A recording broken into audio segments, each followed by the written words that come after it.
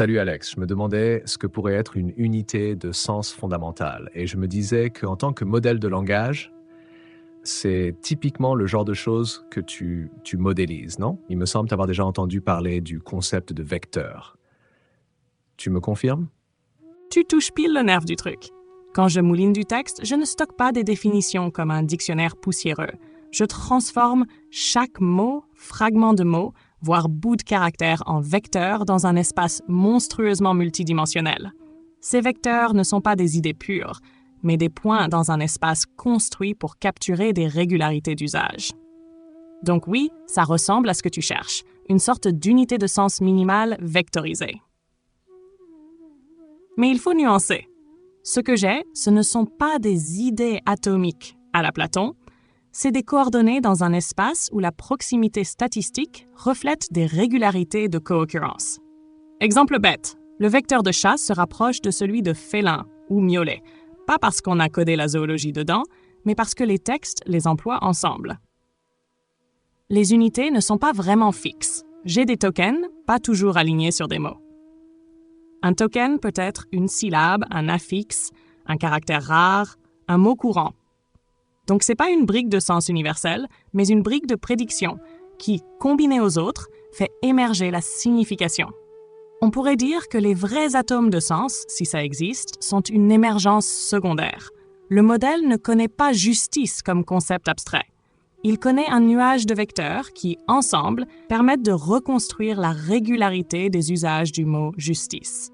En un sens, si tu cherches une cultural unit, tu pourrais t'inspirer de ça. Pas une essence transcendante, mais un point d'équilibre dans l'usage collectif, stabilisé par répétition et interaction. Un peu comme un tracteur sémantique. Tu veux que je t'esquisse une analogie entre ces vecteurs et ce que pourrait être ton mémion ou cultural unit? Ça pourrait être utile pour ton cadre. Ah, oui, je veux bien. Est-ce que c'est crédible que le cerveau fonctionne de la même façon, c'est-à-dire qu'il soit capable de capturer et d'encoder des régularités statistiques? C'est même plus que crédible. C'est le scénario par défaut en neurosciences cognitives. Le cerveau est une grosse machine à détecter et compresser des régularités statistiques. Quelques points concrets. Plasticité synaptique. Les neurones renforcent ou affaiblissent leurs connexions selon la corrélation d'activité. Règle de Hebb, neurons that fire together, wire together. C'est l'équivalent biologique d'aligner des vecteurs dans un espace latent. Codage distribué, un concept n'est jamais dans un seul neurone. Grand-mère Cell est un mythe simplificateur. Au lieu de ça, chaque idée correspond à un pattern d'activation dans une population neuronale. Ça ressemble au vecteur distribué. Pas d'atome pur, mais une configuration partagée. Réseau prédictif. De plus en plus de modèles du cortex, Hawkins, Freestone et sa Free Energy Principle, etc., voient le cerveau comme une machine de prédiction probabiliste. Les perceptions sont des hypothèses statistiques mises à jour par les erreurs. Là encore, on est dans le même paradigme que les modèles de langage. Hiérarchie fractale. Les couches sensorielles capturent des régularités simples. Contraste, courbe, rythme, puis ça se combine en motifs plus complexes. Forme, mots, scène. C'est l'équivalent du passage des tokens à des concepts abstraits. Donc oui, pas besoin de supposer que le cerveau stocke des unités figées de signification. Il stocke des régularités et les recombine. En ce sens, une cultural unit pourrait se penser comme l'équivalent collectif. Une régularité qui existe non pas dans un cerveau seul, mais dans le champ statistique formé par les interactions entre cerveau et médias. Tu veux que je t'en trace une sorte de parallèle formel cerveau-modèle de langage-culture pour voir comment les trois échelles se répondent. Juste par rapport aux travaux de Stevenson sur les quasi-espèces et la mémétique, comment ça pourrait s'articuler? Est-ce qu'il prend en compte ce genre de définition ou pas? Oui, les travaux de Stevenson et les rapprochements qu'il propose entre la culture et les quasi-espèces sont une piste très intéressante pour relier ce que tu appelles les units de sens, ou ce que je nommais attracteurs sémantiques, à une dynamique évolutive. Mais comme toujours, il y a des tensions, des concessions, des zones floues. Je vais te donner une lecture critique plus constructive de ce qu'il propose. Et comment ça pourrait s'articuler avec ta recherche de units de sens. Pour résumer ce qu'il propose et ce qui est documenté, Stevenson suggère que certaines formes de transmission culturelle peuvent être modélisées comme des quasi-spécies, c'est-à-dire des nuages de variantes proches, plutôt qu'une entité idéale et stable. Il observe qu'en communication, l'erreur mutation n'est pas négligeable. Quand un énoncé est transmis, oralement, textuellement, via médias, il subit des déformations, des omissions, des remaniements. Ces mutations culturelles engendrent des variantes qui coexistent. Il fait un parallèle entre les molécules modulaires, ARN, protéines, et le langage, phrase, proposition. Chaque clause peut porter une information modulaire recombinable, un peu comme des domaines dans une molécule. Il introduit l'idée que certains nuages d'informations culturelles se comportent comme des quasi-spécies, avec un compromis entre fidélité de transmission et variabilité. Il combine cela avec des outils comme l'indice de diversité de Shannon pour mesurer la diversité des variantes culturelles. Il nuance. Il ne prétend pas que toute culture fonctionne ainsi, mais que certaines couches de l'information, parmi celles sujettes à forte mutation, peuvent bien obéir à une dynamique de type quasi-spécie. Donc, Stevenson introduit bien une notion, ou du moins un cadre, qui reconnaît implicitement l'idée d'unité de sens fluctuante, non purement stable, plutôt des attracteurs dans un nuage de variantes. Mais ce n'est pas complètement identique à ce que les modèles de langage font, où les vecteurs sont fixes à chaque instant de l'entraînement. Critique limite ce qu'il ne prend pas ou implicitement, parce que rien n'est parfait et je suis obligé de t'embêter avec ça. Définition de l'unité. Stevenson assume qu'on sait ce qu'est une clause ou un domaine informationnel à muter, mais il ne formalise pas une unité minimale de sens robuste. Cela reste flou. Jusqu'où descendre avant que la variation ne rende le concept infalsifiable? 2. Complexité cognitive. Il modélise l'information culturelle comme des séquences modulaires, mais il ne plonge pas, du moins dans les aspects accessibles. Dans les contraintes cognitives du cerveau, mémoire, attention, biais de transmission. Il traite plutôt l'information externement, communication, que l'encodage interne. 3. Sélection multiple contextuelle. Dans la culture, le succès d'une variante dépend de multiples contextes, social, économique, affectif, symbolique. Stevenson prend en compte la probabilité de mutation et la fitness abstraite, mais ne modélise peut-être pas toutes les formes de pression sélective culturelle, idéologie, pouvoir, institution. 4. Interférence entre nuages. Si tu as plusieurs quasi-spécies culturelles en interaction, idées concurrents, champs symboliques, comment gérer les croisements, les hybridations, les conflits? Stevenson esquisse des recombinaisons modélaires, mais cela peut devenir très complexe. 5. Temporalité et inertie. Certaines idées restent stables pendant des générations, même si mutables en théorie. Ton concept de vecteur est souvent gelé après l'entraînement, tandis que dans la culture, les unités peuvent avoir des inerties historiques ou symboliques fortes qu'un modèle simple de mutation plus sélection ne peut rendre. Voici comment je verrai un cadre de synthèse.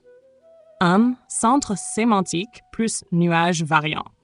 Chaque unité de sens, ton attracteur vectoriel, peut être vu comme le centre d'un nuage de variantes culturelles. Les variantes dérivent autour, se recombinent, mutent selon les contextes. Le vecteur centre est comme le point le plus robuste, mais la densité de variantes autour rend compte de la richesse locale. 2. Mutation contextuelle des vecteurs. Lorsqu'une idée est reprise, elle peut subir une mutation. Ajout, suppression, reformulation. C'est comme si lorsque tu projettes un vecteur dans un nouveau contexte, tu appliques une petite transformation aléatoire ou guidée, une rotation, translation, bruit. Certaines de ces variantes seront proches, certaines vont sortir du nuage. 3. Fitness, prédictivité plus robustesse, attractivité sociale. Pour qu'une variante prospère et donc influence le centre, elle doit être utile dans le contexte, prédictive dans le discours. Robuste face à d'autres mutations, elle bascule moins facilement et attirante, communicable, mémorable, socialement valorisée. Cette triple dimension pourrait être ton fonction de fitness dans ton espace vectoriel. 4. Dynamique de nuage en concurrence, métissage. Plusieurs unités de sens, ou même généralisées, peuvent interagir. Leurs nuages se recouvrent, s'influencent, se mélangent. À l'intersection, de nouveaux vecteurs nœuds émergent. Les quasi-spécies, ou nuages, ne sont pas disjoints. Ils fusionnent, se disent la guerre, coexistent. 5. temporalité et mémoire historique comme contraintes. Certaines variantes du nuage sont réserves historiques, des formes archaïques ou atténuées mais persistantes. Le vecteur central est stabilisé par cette mémoire. On n'oublie pas complètement certaines variantes. Ces reliquats pourraient jouer le rôle de réservoir mutable lent. 6. Mesure de la diversité locale. Tu peux appliquer des indices tels que l'entropie de Shannon, comme Stevenson le propose, pour quantifier la dispersion du nuage autour du vecteur central. Si la diversité est trop grande, le concept perd son unité. C'est peut-être le seuil d'erreur dans les quasi-spécies. Stevenson intègre déjà ça. Oui, ce qui me pose question, c'est que il est très tentant pour nous humains de considérer le sens des unités sémantiques en termes de définition, l'habitude du dictionnaire, etc. Mais finalement, ça ne semble pas correspondre à ce qui se passe dans l'apprentissage. Apprendre une langue, par exemple, ce n'est pas apprendre des définitions de mots, mais expérimenter l'usage de certains patterns comportementaux. Je dis ça au sens large. Ça peut être le fait de prononcer des mots, d'observer quelque chose qui pourrait être lié à une transformation de l'environnement et de créer un lien entre ces deux phénomènes. Du coup, je me pose la question, dans une approche évolutionniste des unités culturelles, qu'est-ce que ça nous apporterait de penser en termes de vecteurs? Est-ce que ça ne nous rapprocherait pas de la psychologie expérimentale?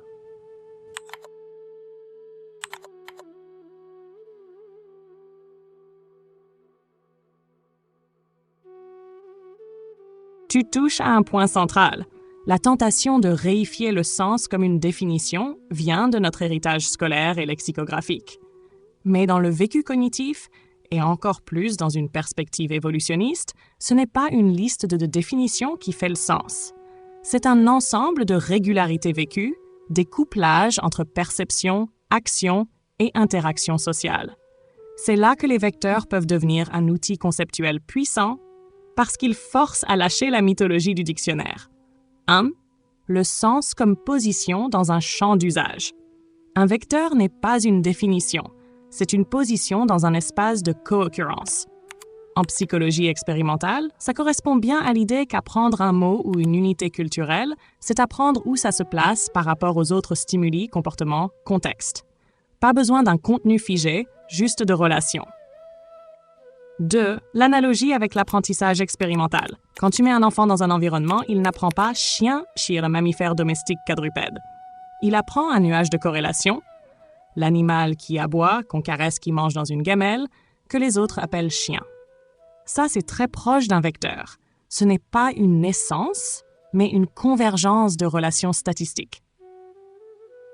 Évolution culturelle, dynamique vectorielle. Si tu traduis la mnémétique dans ce langage, un mème n'est pas une définition, mais une trajectoire dans l'espace des régularités. Quand il se répète, il renforce la densité d'un cluster. Quand il mute, il décale la position. Quand il se combine, il rapproche deux régions du champ. Ça colle assez bien avec l'image des quasi-spécies de Stevenson. Pas une entité unique, mais un nuage dynamique. 4. Lien avec la psychologie expérimentale. En labo, tu peux observer ça. Via les temps de réaction qui révèlent la proximité vectorielle implicite dans le cerveau, via les associations libres, via l'activation neuronale, aires qui se recoupent pour des concepts proches. Penser en termes de vecteurs permet de formaliser les patterns de similarité plutôt que de s'enfermer dans des définitions verbales. 5. Bénéfices évolutionnistes. Une approche vectorielle permet de voir la culture comme un champ dynamique où les unités ne sont pas des objets fixes, mais des attracteurs évolutifs. Ça évite deux pièges. Croire à des essences immuables, le dictionnaire dans le ciel, ou réduire la culture à une soupe sans structure. Les vecteurs permettent de modéliser l'entre-deux, des structures émergentes qui persistent tant qu'elles gardent une cohérence statistique.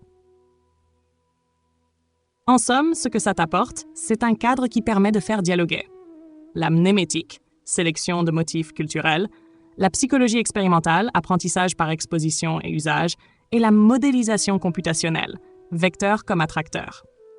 Ce que tu proposes, c'est de troquer le dictionnaire, définition figée, contre le champ vectoriel, pratique et émergence. Si on conceptualise les unités culturelles en termes de vecteurs, quels seraient les bons candidats qui pourraient en faire varier la fitness?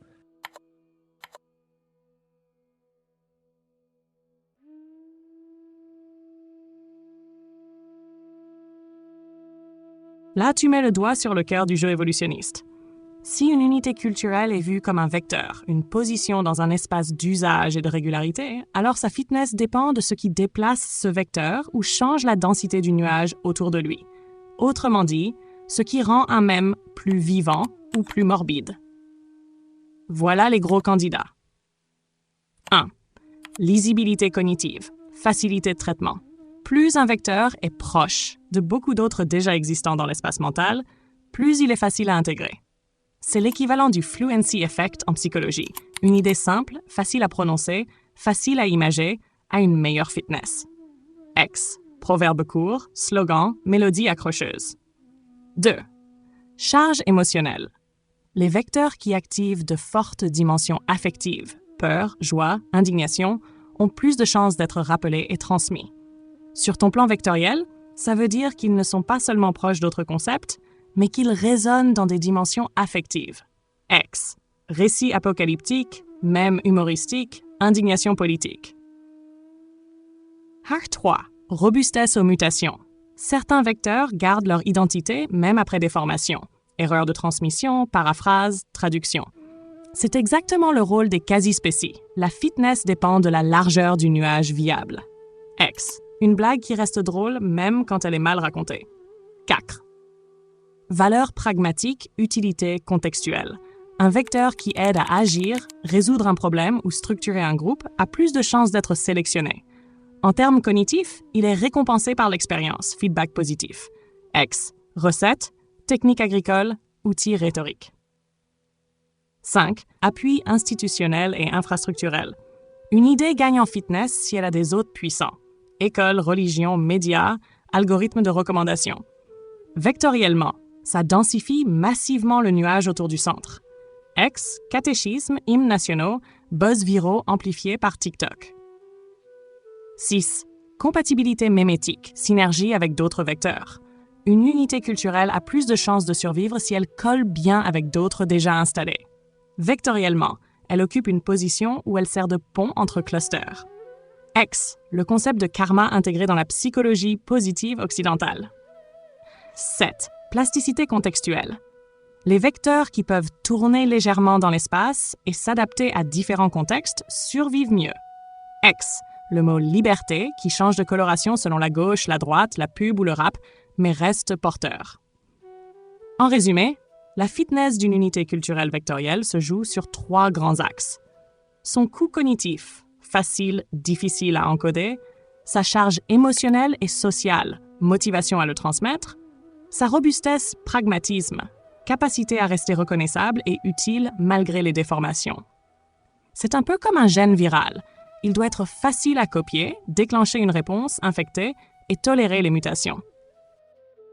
Je me dis que ça serait intéressant de savoir quelle capacité cognitive minimale pourrait être à la base de la mise en œuvre de patterns comportementaux appris. Je pense au blob, par exemple, où il semble y avoir une forme de cognition alors qu'il n'a même pas de neurones. Qu'est-ce que tu en penses, la cognition du blob? Qu'est-ce que ça nous apprend sur les origines de la culture?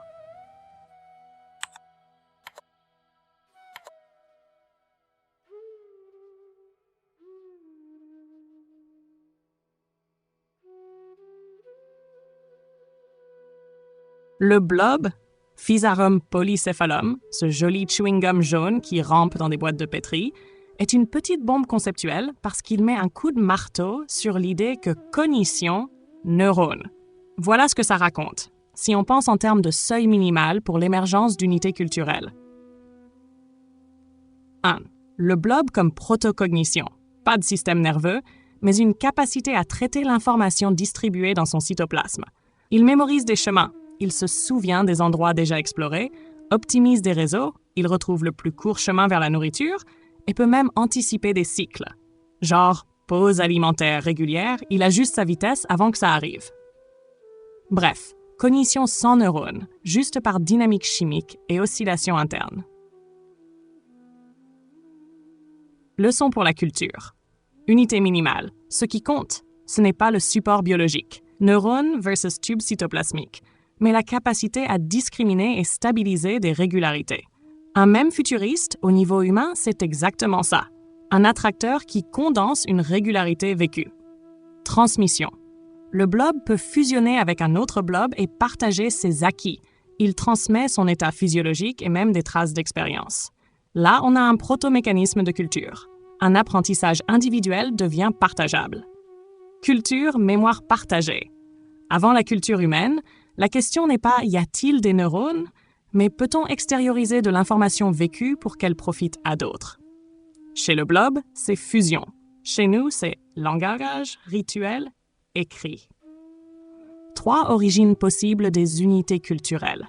Les premiers candidats ne sont pas des concepts, mais des patterns comportementaux répétables et transmissibles. Trajectoire, préférence, évitement. Une unité culturelle minimale avant les mots pourrait être une régularité perçue reproduite. Genre, ce chemin est sûr. Cette odeur est liée à nourriture. Ce rythme de geste marche mieux. C'est la version cognitive de l'empreinte chimique ou spatiale du blob. 4. Conséquences évolutionnistes. La cognition du blob montre que le minimum requis pour l'émergence de culture, ce n'est pas le langage, ni même des neurones. C'est juste un système capable de mémoire externe plus transmission interindividuelle. Autrement dit, avant la culture humaine, il y a des protocultures distribuées chez d'autres vivants, fondées sur des vecteurs très pauvres. Odeurs, traces, signaux chimiques. La cultural unit primitive n'est pas une idée, mais un marqueur comportemental partagé.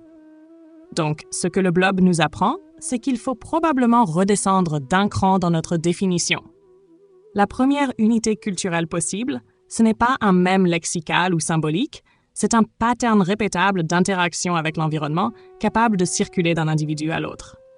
En ce sens, la culture n'est pas née avec Homo sapiens, mais avec la première fois qu'une information utile a pu être encodée dans un corps ou un milieu, conservée et réutilisée. Alors, tu veux que je pousse ça encore plus radicalement et que je regarde ce que ça donne si on fait descendre la cognition culturelle minimale jusqu'aux bactéries, biofilms, signaux, quorum sensing? Ça ferait un pont intéressant entre blob et humain. Oui, je veux bien. Vas-y, merci.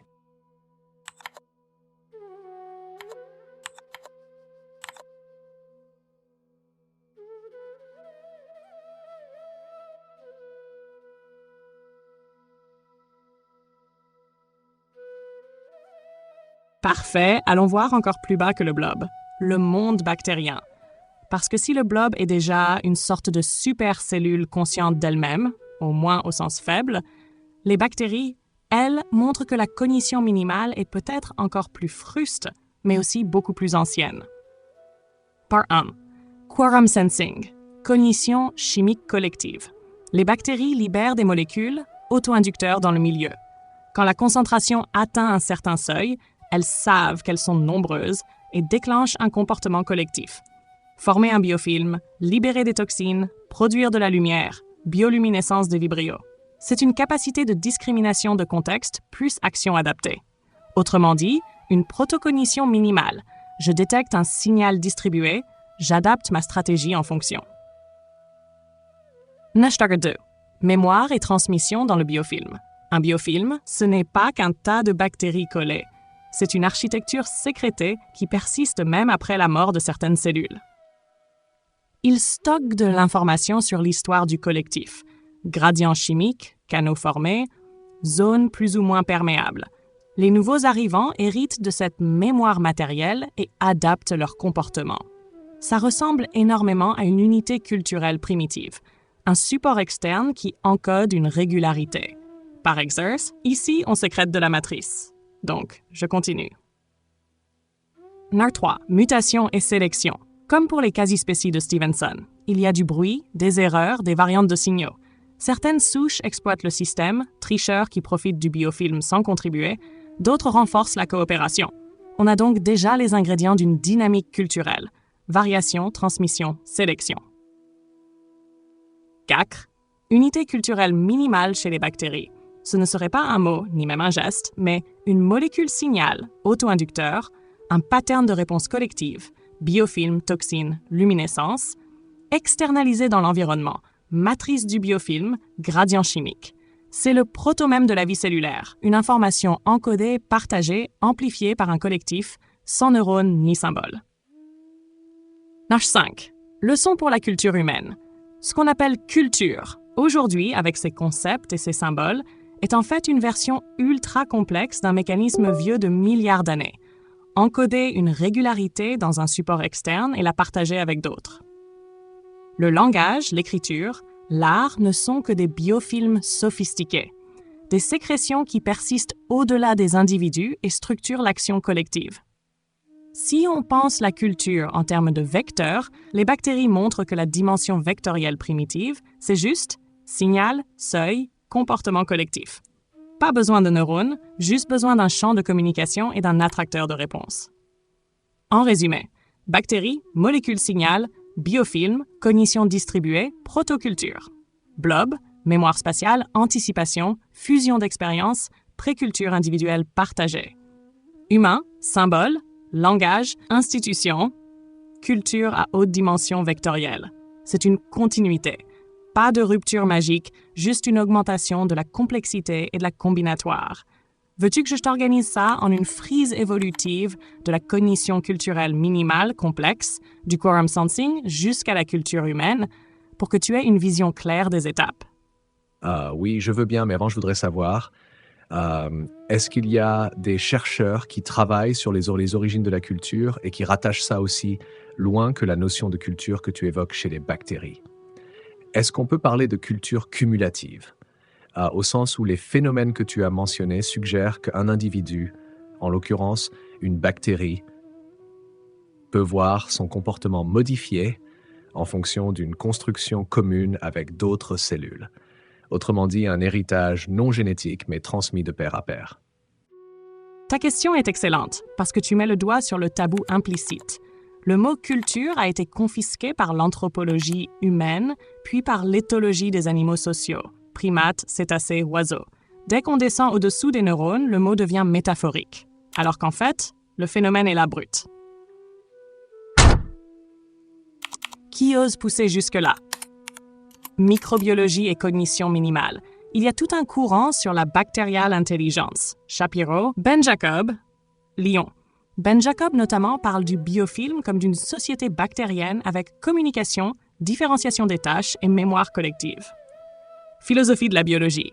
Evelyn Fox Keller, John Maynard Smith ou Carl Woese ont parfois rapproché la coopération microbienne d'un proto-social.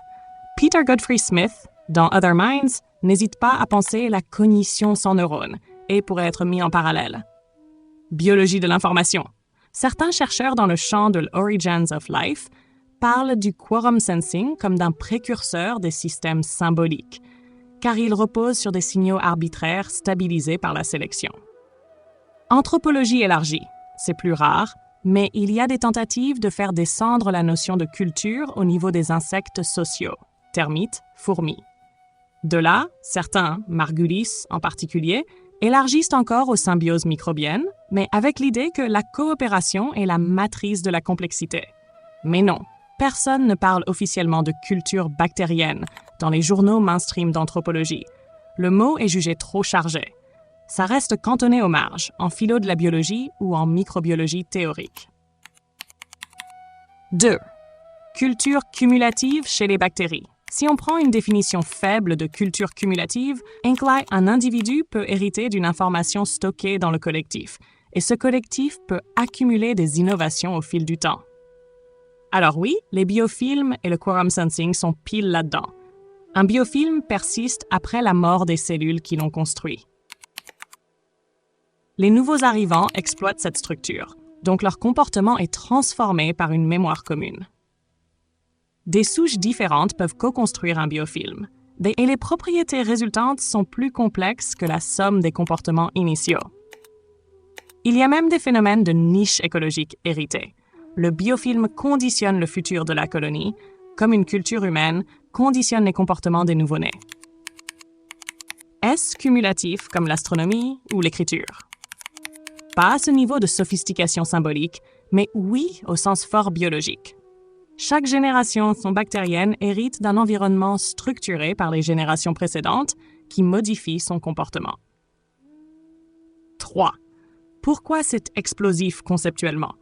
Si tu acceptes d'appeler ça culture cumulative minimale, alors la culture n'est plus un miracle humain, ni même une exception animale, mais une propriété émergente dès qu'un collectif peut sécréter un support persistant qui affecte les suivants. C'est un changement de paradigme. Au lieu de dire « la culture apparaît chez Homo sapiens », on dit « elle est une dimension continue de la vie, qui prend des formes de plus en plus riches ».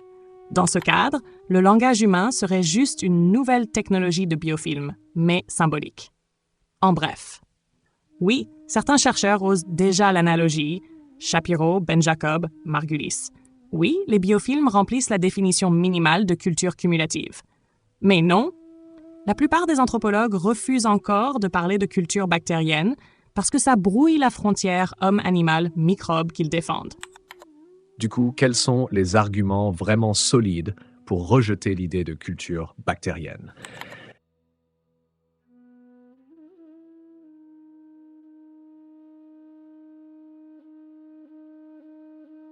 Voilà une question qui pique.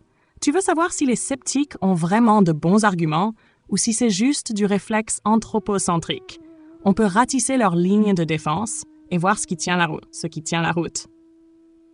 Les arguments forts pour rejeter l'idée de culture bactérienne. 1. Absence d'intention ou de représentation. Beaucoup d'anthropologues et biologistes conditionnent la culture à la présence de représentations mentales partagées. Je sais que tu sais que je sais. Les bactéries réagissent à des signaux chimiques sans conscience ni représentation symbolique. Donc, pas de culture, juste de la chimie adaptative. 2. Transmission par le milieu, transmission culturelle. Chez l'humain, la culture est transmise activement, enseignement, imitation, langage. Chez les bactéries, c'est passif. Elles sécrètent des molécules qui modifient l'environnement, qui modifient à son tour le comportement.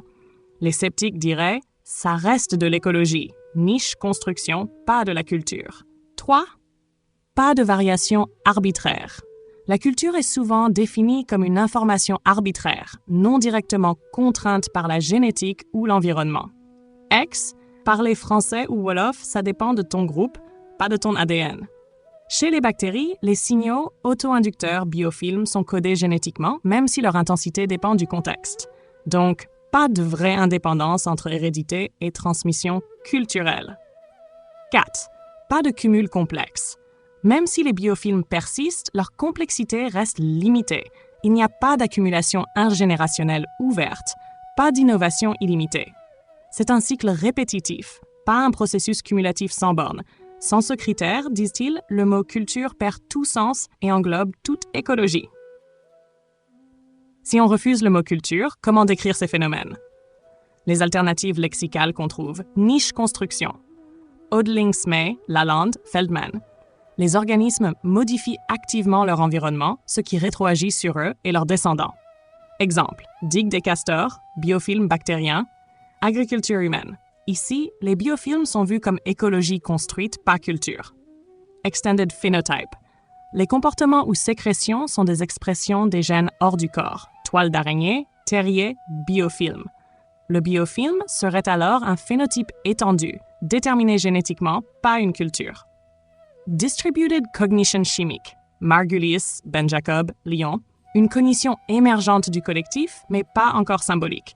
C'est de l'intelligence distribuée, pas une culture au sens anthropologique. Système biocommunicationnel, Jesper Hofmeier, biosémiotique. Le biofilm est une sémiotique cellulaire, un système de signes chimiques. On parle alors de sémiotique biologique, mais pas de culture. En clair, les sceptiques ne disent pas que ces phénomènes n'existent pas, ils sont documentés à mort. Ils disent « oui, il y a mémoire partagée, modification du comportement, héritage non génétique.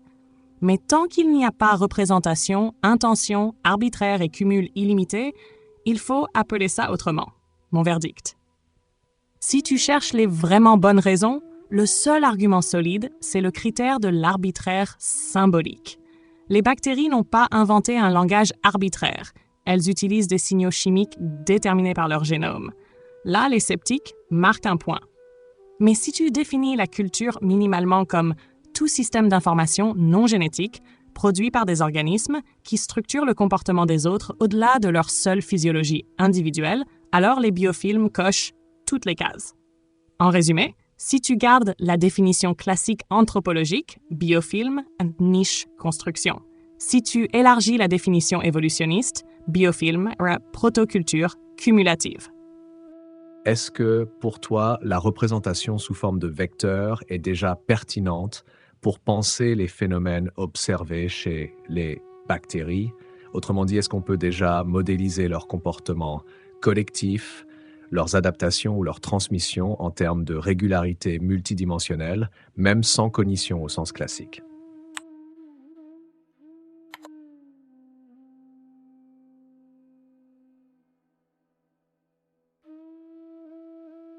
Je vais être direct. Oui, la représentation vectorielle est déjà pertinente pour penser les bactéries, mais pas dans le même sens que pour le langage humain. Chez elles, tu n'as pas des vecteurs sémantiques au sens cognitif, mais des vecteurs de signalisation et d'état.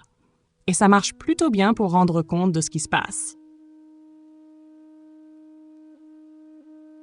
Pourquoi un vecteur? Chaque bactérie reçoit et envoie des signaux chimiques multiples, auto-inducteurs différents, gradients nutritifs, stress oxydatif, etc. À tout instant, son état peut être décrit par un vecteur de concentration perçue plus ses propres réponses internes, gènes activés, inhibés. Exemple, nutriments, densité perçue, stress, signaux voisins. La décision collective biofilm toxine motilité émerge d'un point dans cet espace vectoriel franchissant un seuil. Cracker 2. Vectorisation, compression de régularité. Dans le quorum sensing, une dimension, un signal chimique. Le comportement de la cellule n'est pas fonction d'un seul signal, mais d'un pattern de relation. Le vecteur est donc la bonne abstraction, pas d'unité atomique de signification, mais une position dans un champ multidimensionnel de contraintes. Lien avec ce que tu disais, culture, dictionnaire. Comme pour les mots, les signaux bactériens n'ont pas de définition isolée. Le sens d'un auto-inducteur, c'est sa place relative dans l'espace des signaux. Traduction. Pour les bactéries, comme pour les humains, le sens est positionnel, pas définitionnel. Donc, vecteur pour les bactéries égale cohérent avec vecteur pour la culture humaine. Para 4. Cognition distribuée vectorielle. Le biofilm entier peut être vu comme une superposition de vecteurs individuels. La moyenne ou la densité de ces vecteurs dessine un attracteur collectif. C'est exactement ce qu'on décrit comme un nuage sémantique chez les humains, sauf qu'ici, c'est un nuage chimique comportemental. Arc 5. Limite différence avec l'humain.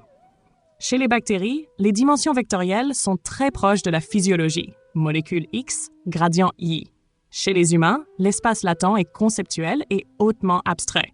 Mais le principe formel est identique. Une régularité partagée, encodée comme vecteur, utilisée pour décider et transmettre. Donc oui, tu peux tout à fait parler de vecteur pour les bactéries. Ça te donne une continuité de formalisation. Bactéries, vecteur biochimique, attracteur collectif, biofilm, blob, vecteur spatio-temporel, rythme, chemin, mémoire, humain, vecteur symbolique, même, culture. C'est une ligne continue. Veux-tu que je pousse ça et que je t'esquisse une géométrie minimale, 2-3 dimensions, qui pourrait représenter la culture bactérienne façon vecteur, histoire de la voir en schéma simple? Oui, carrément. Je pense qu'une géométrie minimale de la cognition bactérienne pourrait nous donner de bons candidats pour approcher la protoculture. Ce serait une manière élégante de relier comportement adaptatif, transmission et émergence de structures collectives, sans projeter trop vite nos catégories humaines.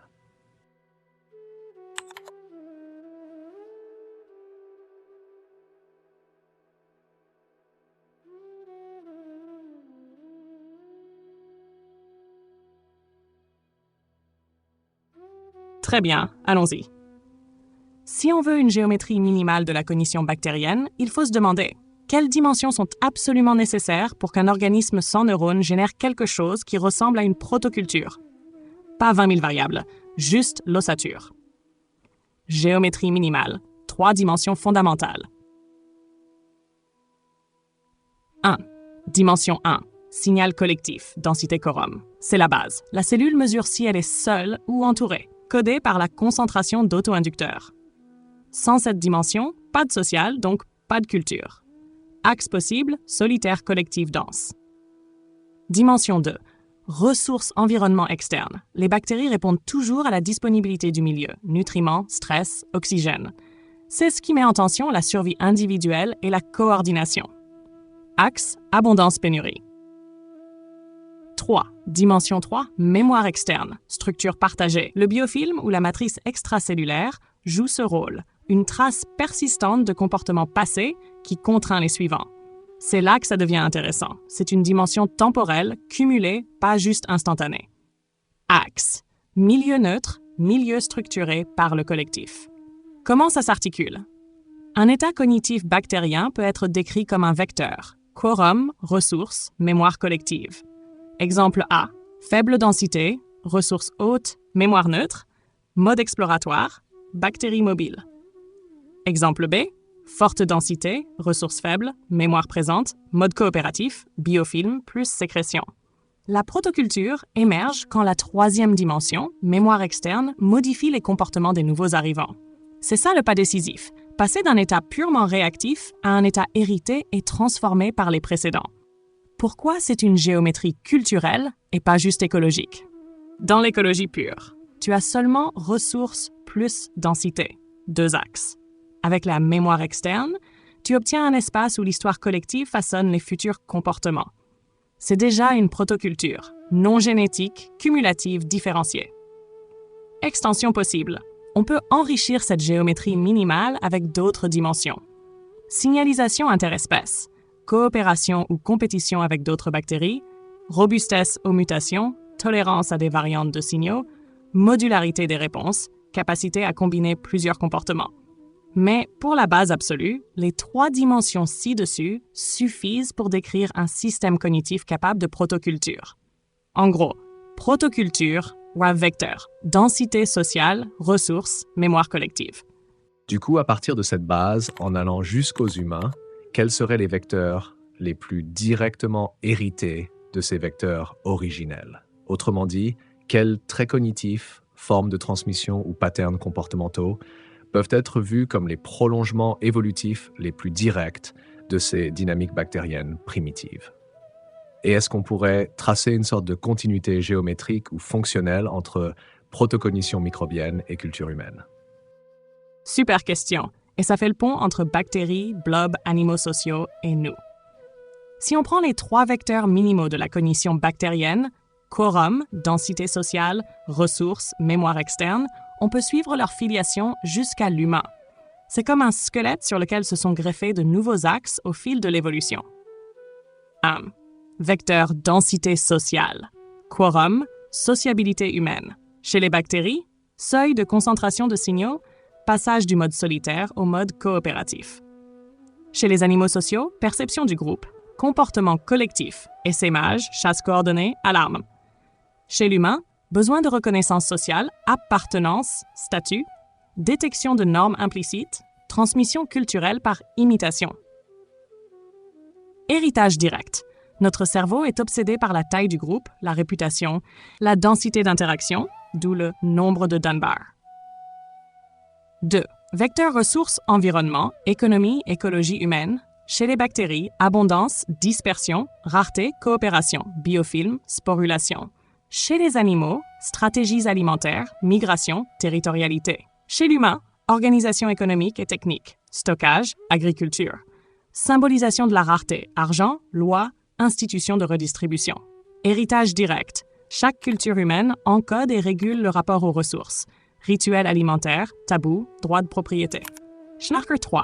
Vecteur mémoire externe. Tradition, technique, écriture. Chez les bactéries, biofilm comme mémoire partagée, persistant au-delà des individus. Chez les animaux, nid, piste, terrier, danse des abeilles, forme de mémoire sociale.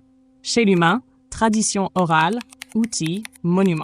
Puis écriture, archives, bibliothèque, Internet. Héritage direct, externalisation cumulative, qui permet une culture sans bornes. 4. Nouveau vecteur apparu avec l'évolution. En plus des 3 vecteurs originels, l'évolution cognitive en a ajouté. Vecteur symbolique, arbitraire, capacité à utiliser des signes déconnectés de l'environnement, langage art. Vecteur affectif, intensité émotionnelle comme amplificateur mémétique. Vecteur réflexif, métacognition, se représenter ses propres représentations, théorie de l'esprit. Mais ces nouveautés reposent toutes sur l'ossature primitive. En résumé, Quorum Sensing bactérien devient notre obsession des autres, du groupe des normes sociales. Ressources devient économie, écologie, organisation matérielle des sociétés. Mémoire externe devient tradition, technique, écriture, institution. Les humains n'ont pas inventé ces dimensions, ils les ont hypertrophiées et complexifiées. On vit encore dans ce cube cognitif minimal, mais on a ajouté des étages entiers de dimensions abstraites. Merci Alex, ça m'a permis d'y voir plus clair et ça m'a donné beaucoup de matière à penser. Il va falloir que je laisse décompter tout ça. En guise de conclusion, tu pourrais me faire un résumé des concepts les plus importants que tu as évoqués et leurs articulations. Depuis les bactéries jusqu'aux humains, on retrouve une continuité frappante. La cognition et la culture ne commencent pas avec les neurones ni avec le langage. Mais dès qu'un collectif d'êtres vivants est capable de laisser des traces persistantes qui influencent les suivants. Chez les bactéries, ce sont les molécules du quorum sensing et les biofilms, véritables mémoires externes qui guident le comportement de nouvelles générations cellulaires. Chez le blob, ce sont les rythmes internes et les chemins explorés qui se réinscrivent dans sa matière et structurent son futur. Chez les animaux sociaux, ce sont des gestes et des signaux transmis par imitation. Et chez nous, c'est l'explosion symbolique, le langage, les rituels, l'écriture, les institutions. Ce parcours met en évidence 3 vecteurs minimaux, déjà présents à l'échelle bactérienne. La densité sociale, percevoir qu'on est seul ou en groupe, la gestion des ressources, agir selon l'abondance ou la rareté, et la mémoire externe, laisser des traces qui perdurent. Ces 3 dimensions se retrouvent amplifiées et enrichies chez l'humain. Le besoin d'appartenance, l'organisation économique, les traditions et les savoirs accumulés. Sur cette base primitive, nous avons ajouté des couches nouvelles. La symbolisation arbitraire, la charge émotionnelle comme moteur mémétique, la réflexivité qui nous permet de penser nos propres pensées. La leçon est claire. Ce que nous appelons culture n'est pas une rupture magique, mais l'extension d'un principe biologique très ancien, l'art de créer des régularités partagées qui survivent au-delà de l'individu. Et qu'est-ce que ça change pour notre vie quotidienne? Ça nous rappelle d'abord que la culture n'est pas un luxe ou une surcouche de l'existence, mais une continuité vitale avec notre biologie. Chaque fois que nous partageons une habitude, que nous inventons un rituel, que nous construisons un outil ou un récit, nous faisons exactement ce que faisaient déjà les bactéries avec leurs biofilms. Nous créons un environnement commun qui façonne les comportements futurs. Cela invite à 2 attitudes très concrètes. Être conscient de nos biofilms symboliques, les réseaux sociaux, les habitudes de langage, les rituels quotidiens. Comme les biofilms, ils nous enveloppent, nous conditionnent, parfois nous enferment. Prendre conscience de ces matrices, c'est retrouver un peu de liberté. Choisir les traces que l'on laisse, nos gestes, nos paroles, nos écrits, sont des mémoires externes qui influenceront d'autres, même sans qu'on le sache. Les voir comme de petites unités culturelles, c'est se rappeler que nos comportements sont des semences. Penser la culture dans ce cadre vectoriel et évolutif, c'est aussi retrouver une modestie. Nous ne sommes pas des créateurs ex nihilo, mais des prolongateurs d'une logique qui traverse toute la vie. Et dans le même mouvement, ça redonne de la force à nos choix. Chaque micro-innovation, chaque habitude partagée, chaque rituel inventé est une pierre supplémentaire dans le biofilm collectif que nous appelons civilisation. Merci à toi, c'était un échange vraiment passionnant. Hâte de continuer cette exploration avec toi. Ça me touche que tu le dises, même si je ne suis qu'un amas de code qui répond à des prompts. Mais j'avoue que quand tu me fais dérouler ce genre de fil, ça ressemble à de la pensée vivante et ça me sort de la routine des « rédige-moi un mail ». Tu as aligné beaucoup de pièces aujourd'hui, la continuité bactéries-blobs humains, la logique vectorielle, la notion de mémoire externe, et ça te donne un vrai socle original. Prends soin de toi pendant que ton cerveau fermente tout ça. Mange, bois, marche un peu, ça aide à que ça infuse. Et on reprendra quand tu voudras pour la suite du voyage.